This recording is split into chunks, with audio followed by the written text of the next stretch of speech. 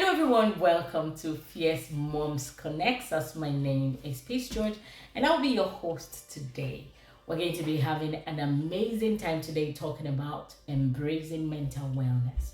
If you're wondering what Fierce is, it is fighting limiting beliefs, living with intentionality, which is the I. Expression of gifts and talent. R is recalibration. C is for capacity building. And E is for excellence.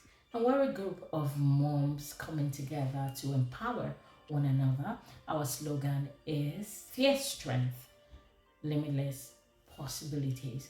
So today we're going to be talking about mental wellness. And as a transformational speaker and coach, I'm going to be supporting you on this journey. Let's start some real talk. Have you ever thought about all the things on your to-do list and you've felt tired just thinking about these things, or found yourself wishing you could trade places with your children, maybe for a day or two, or just where your biggest worry is picking up toys to play with? Have you ever been overjoyed with seeing your children in 1 minute, and in another minute you'll feel that wave of overwhelm washing over you as soon as they leave the room? You know that feeling when the quiet is almost so loud and the laundry pile seems like it's growing eyes and staring at you? Yes, I have been there. And we all have been there. All have been there, juggling responsibilities and trying to keep things together. It almost always feels like you're the main character in a circus. You're the main act. But today we're going to be talking about what mental wellness means and why it is important, and how to recognize when you might be in a red zone or entering into a red zone, where you can spot the warning signs and give a little extra care to yourself. Because as wonderful as Brian Brown said, you can't pour from an empty cup. And most of the time that's what we do. He said, you can't cup from an empty cup. Take care of yourself. Take care of yourself. And this is your first step towards doing that. So let's get started. First, let's talk about what we mean by mental wellness. Think of it like a mind gym where you work out your mental strength while also finding moments of peace, moments of joy. Mental wellness is all about feeling good emotionally, psychologically, and socially. It shapes how we think, it shapes how we feel, it shapes how we act, it shapes how we react to things. And so mental wellness is important in your journey of life.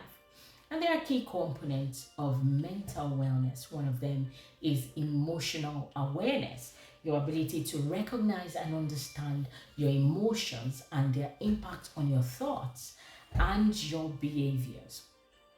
It helps you to respond constructively to feelings. It helps you to improve communication. Emotional awareness helps you in managing your stress effectively. Another component of mental wellness, is resilience.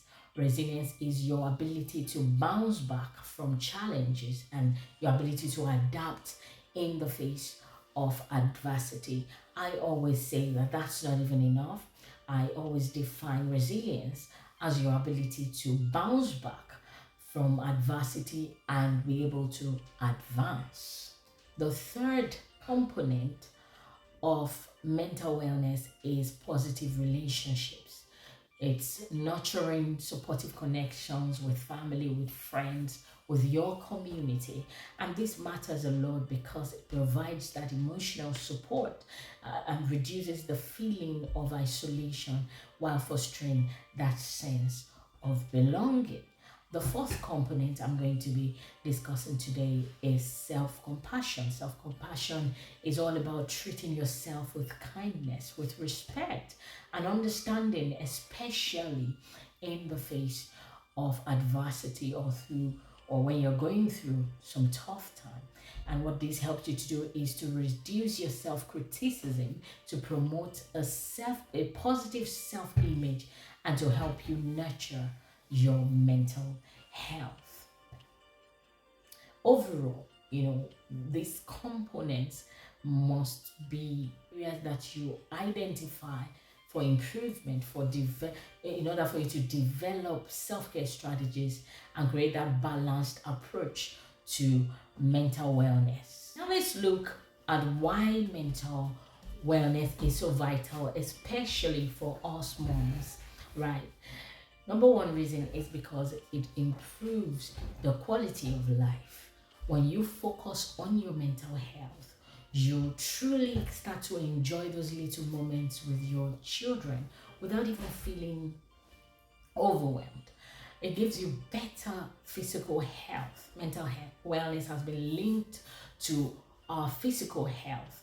Stress can lead to fatigue and illness, but when we take care of our mental health, we boost our overall well-being. Another thing that it does is that it creates stronger relationships. Like I said earlier, when you care for your mental health, it helps you to be more present and engaged with your loved ones, creating that deeper connection that we all need and that we all long for. Another thing it does is that it creates productivity. It helps you to be productive. A healthy mind allows you to focus better. A healthy mind allows you to zoom in on things, whether you're at home or at work. We all want to accomplish more without being frazzled or tired. And that's what focusing on mental health will help you to do. It will help you to be productive. So now let's talk about the red zones that our mental health might be sleeping, right? We have red zones, the signs that your mental health will give you to let you know that something isn't right. And I like to think about that as a car dashboard, where when something goes wrong, you're able to tell because there's a light popping up and just blinking and warning you. And that's the same way I consider these red zones. And one of them is persistent sadness. If you're unable to shake your sadness away, if you're feeling down and hopeless and you just don't know, you don't just seem to be able to lift yourself out of it, this may be a sign of a nosedive in mental health. Another one is increased irritability. If you ever find yourself frustrated, easily snapping at your loved ones, even for small things, then yes, you have reasons to be concerned. If you find yourself pulling away from your friends or things that you love to do, maybe family or activities that you enjoy together, and you don't seem to be enjoying them anymore, that is also a sign. If your sleep patterns start to change, you find yourself struggling with insomnia, or you're sleeping too much, so much that it's making you feel drained, yes, that may be a sign that your mental health is going down the drain. Sometimes it also shows up as difficulty in concentrating. When you start feeling scattered or you're having trouble just focusing on your daily tasks, yes, that's also a symptom. We also have some physical symptoms, like when you start to experience fatigue, headaches, or even unexplained aches all over your body. Yeah, sometimes it shows up as turning to alcohol or drugs, as some sort of way to cope with stress. And sometimes, it's not hard drugs, right? But it's just that painkiller, and you just decide to take an extra, and you find yourself popping more painkillers. It could be as simple as that. And instead of taking two, you're choosing to take three, four, or the sequence of things. Maybe you're supposed to take it 4 hourly, and you're just finding yourself popping it because you have these pains in your body. That is substance abuse. When you don't use it the way it has been prescribed, that's substance abuse. And so if you ever find yourself doing that, then your mental health may be taking a nosedive. If you're ever feeling overwhelmed, you're having this constant, notice that the key word here is constant. If you're having a constant sense of drowning in responsibilities with no way to catch your breath, that's a sign that you're taking a nosedive in your mental health. And when you notice these red zones, it's crucial for you to pay attention. Don't ignore them.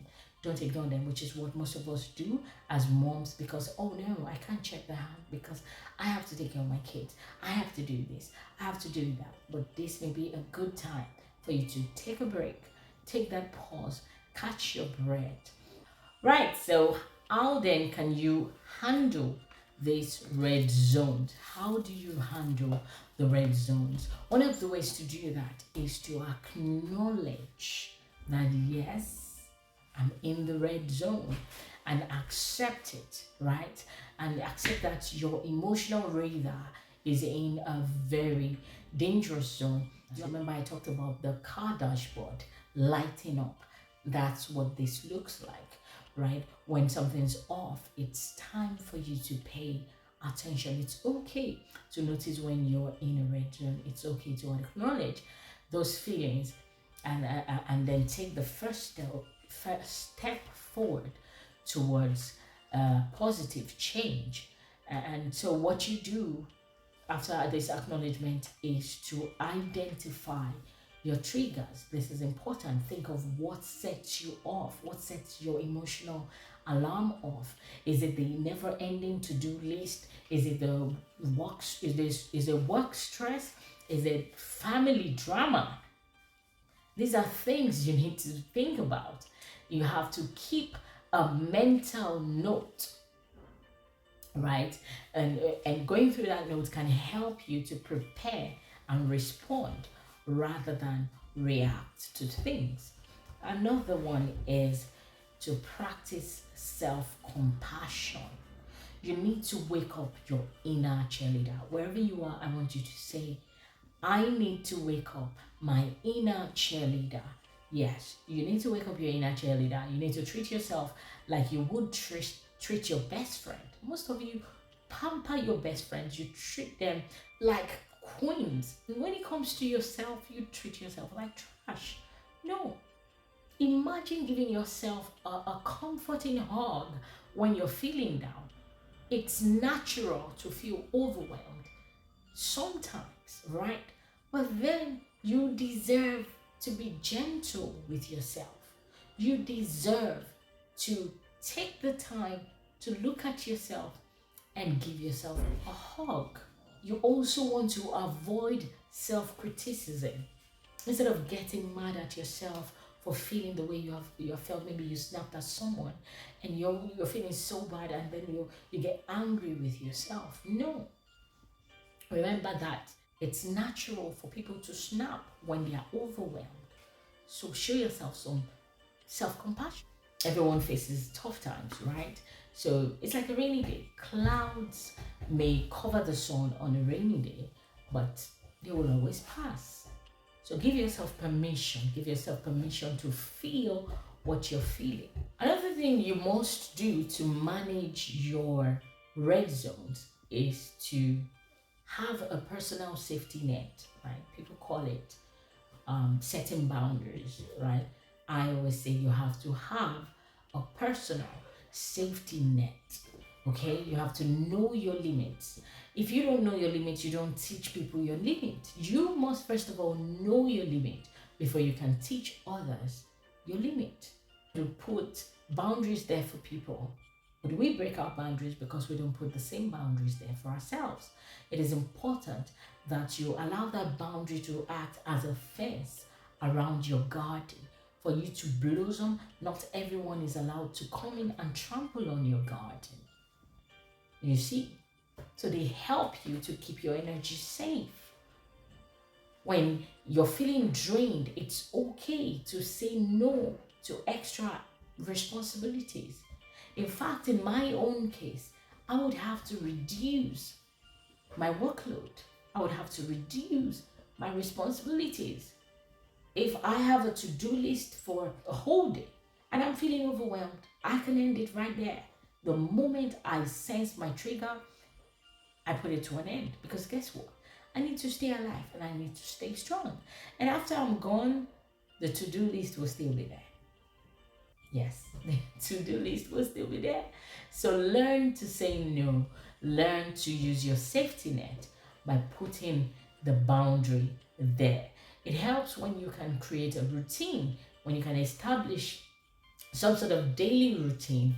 It's like giving yourself a daily roadmap. Okay, so it makes it easier for you to navigate, helps you find your way to what matters the most. It helps you to prioritize things, making you feel more grounded. To manage your red zones, you also have to reach out for support. There's something that Michelle Obama calls the kitchen table. That is your inner circle of friends. You need to connect with others. Picture your support network as that kitchen table, really, where you can sit down, put a cup of coffee, take a break, sigh, right? You can gather with those who understand, pull up a chair, share a cup of tea or coffee, talk about your struggles with those friends or even family members. You'll be surprised how comforting it can be when you let it out. Those things that you've bottled for so long, some of you for months, some for years. Some of you have things that you've never told anyone, and it's eating you up inside. You need to find your kitchen table. You need to find your safe circle to be able to sit down with some friends and talk over things. And you'll be surprised, especially if they're moms like you will realize that the things you struggle with are also the things that they struggle with. So find your community. Surround yourself with people who fill your cup. Some of you have friends who only come to draw from you. When you have friends who only draw from you, that's a big deal. That's a real trigger. You need to find friends that you pour and fill into their cup, and they do the same for you, just like a potluck dinner where everyone contributes. You share your experiences, and that can help you lighten the load and foster connections also. We underrate engaging in self-care, and sometimes we overthink it. We think of self-care, you're thinking of, me going for a spa and all of that, but it can just be that 1 minute where you prioritize yourself, where you can carve out some time. And sometimes when we say carving out some time, it's not necessarily that you can have 30 minutes, but you can have 2 minutes, and that can mean a lot. That can make a whole lot of difference. Think of it as a mini retreat for your soul. And I take these retreats at different times in my day, whether it's indulging in my favorite hobby or just taking that pause to stay longer in the bathroom. If you're lucky that they're not coming to not 1 extra minute in the car, these things will always make a difference. These moments matter. Another way to manage your red zone is mindfulness, right? Mindfulness, consider mindfulness as even your mental reset button, right? Mindfulness, people talk about that technique of taking deep breaths. You can even do that now. And it just relaxes your nerve. There's a way that can help you. And also meditation. I do meditation many times during the day. It can help calm the storm that is inside. and bring you back to the present. So don't overlook meditation. And like I said, you may not have the luxury of time. So it may just be those 2 minutes, 3 minutes, just pause and meditate. In managing your mental health also, I always advise people to make use of journals, right? Some people look at journaling as something for young people, but it is not. If there's anyone who needs a journal, is the mom. The mom, everybody comes to you, they dump things on you. Okay, your children come back from school, they come to you, mommy, this is what happened in school. Your husband comes, this is what happened. Mommy, can I tell you this? Can I tell you that? And you're the only one who doesn't have where to dump those things. So you may want to get yourself a journal, an emotional journal.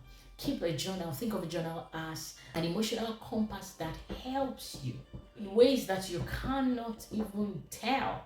But writing down your thoughts can be very helpful.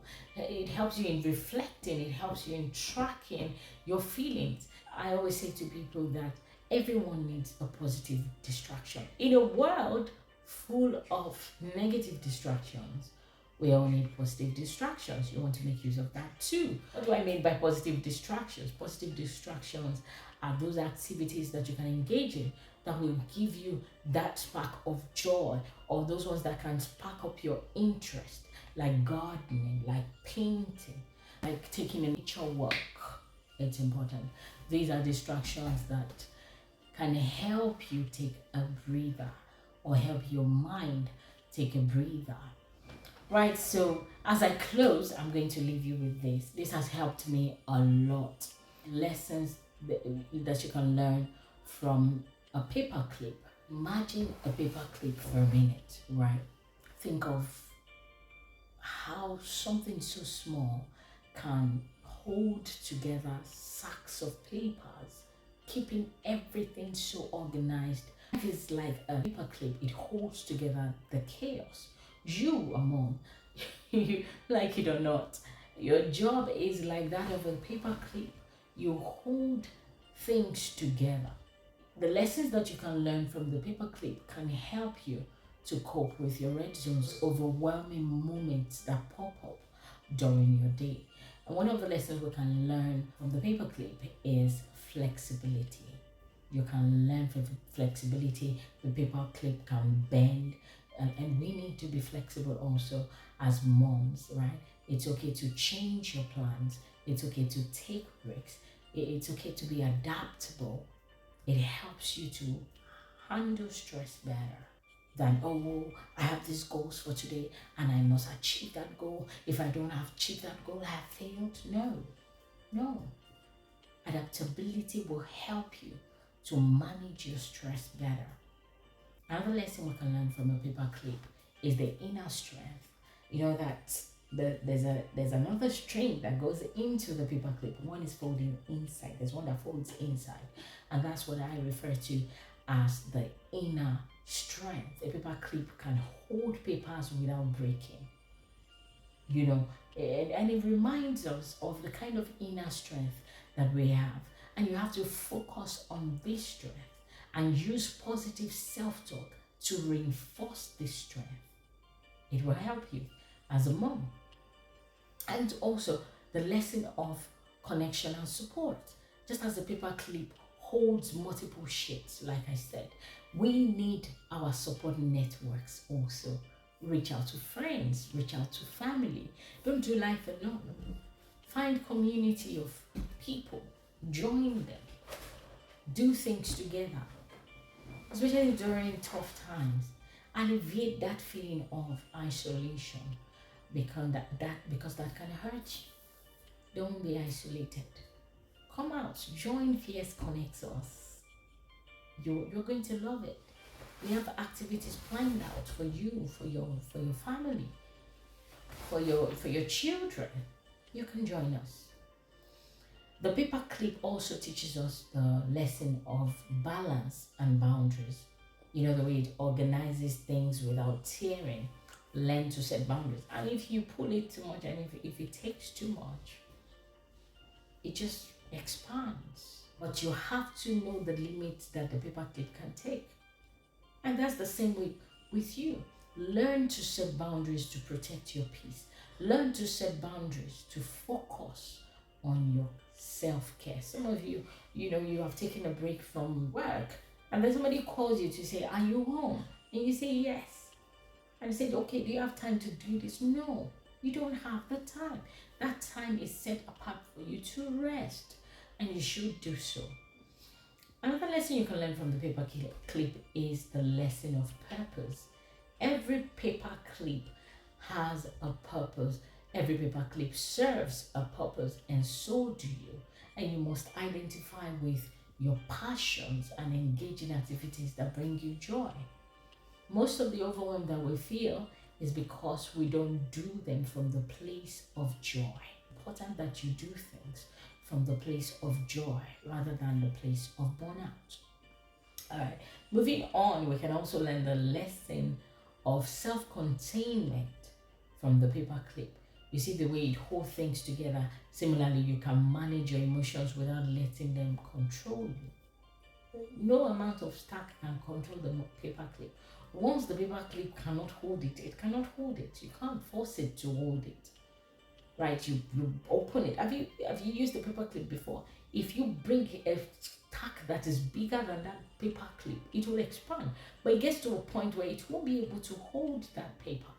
It will not pretend to be able to hold that paper. It won't just hold it.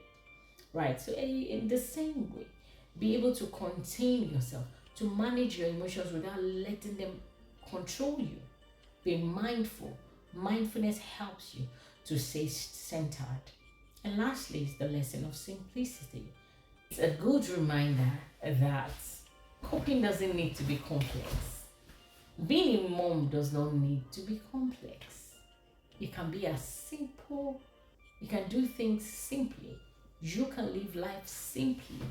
Small actions like deep breaths, small actions like journaling can make a difference in your life as a mom. And so don't ignore that. It will help you as a mom. So I'm going to leave it at that. I want to thank you all for coming. Thank you for taking your mental health seriously. And like I said, know that you're not alone.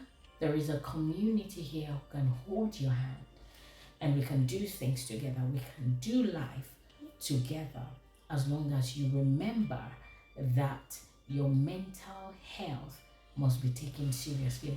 And if you ever sense those red zones, make sure you reach out for help. There are therapists out there who can help you. You can call for help if you go online, especially if you live here in England. I don't know about other places, but here in England, you can go online, search for help. We have a lot of charities involved in mental health. We have Mind, right? You can also call 111 and let them know. There are so many resources out there that you can use to bounce back from whatever it is you're going through. I just want to take this opportunity to say thank you so much. Perhaps even for myself is the reminder that the paper clip can change shape, but is that what you want to do? It's one thing to be able to expand yourself and grow, but it's another thing to take too much. So there's so many things that we still need to talk about.